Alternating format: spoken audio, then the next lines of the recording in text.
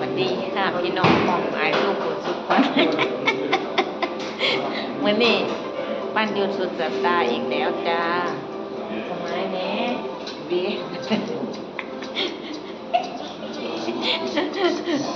มื้อนี้สามีพามากินข้าวนอกบ้านอีกเด้อจ้าพี่น้องแล้วก็มาด้วยกับลูกสาวเด้อจ้าพี่น้อง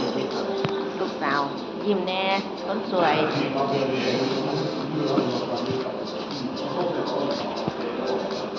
นี่แหละพี่น้องก็ปล่อยอยู่กันแบบนี้อยู่กันแบบนี้งอกๆแงกๆจ้าพี่น้องนี่ล่ะจ้าบ่ไปไสบ่มาไสเฮ็ดงานแล้วก็อยู่กับครอบครัวเลิกงานแล้วก็มาบ้านเด้อพี่น้องเด้ออาหารค่ะอาหารมาเด้อพี่น้องเด้อกินน้ำยายจันกับสามีเด้อของสามีพิซซ่าจ้าอันนี้ของยายจันเคบับจ้า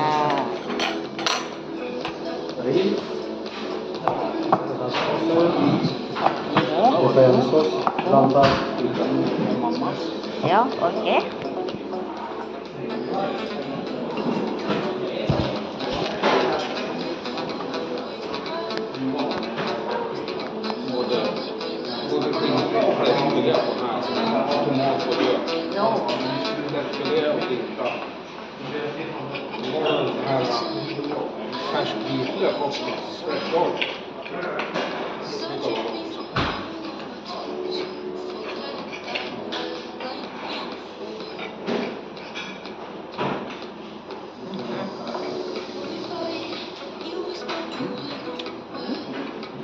มาเด้อพี่น้องแซ่บๆน้ำกันจ้า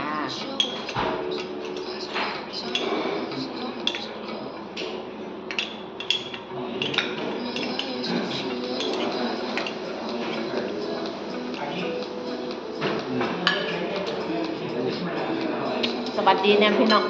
ที่รักใช่เหรอน้องปลามาดูมาเด้อ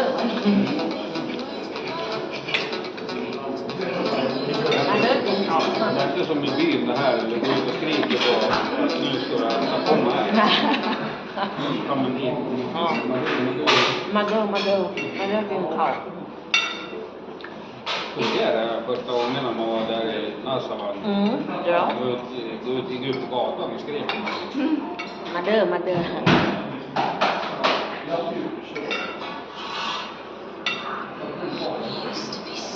Sen förstod man ju när man såg dem komma med sina riskorgar att det var liksom inbjudan.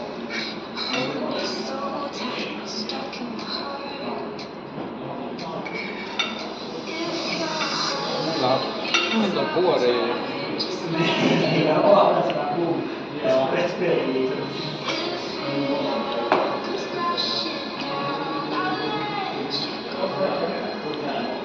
Ja.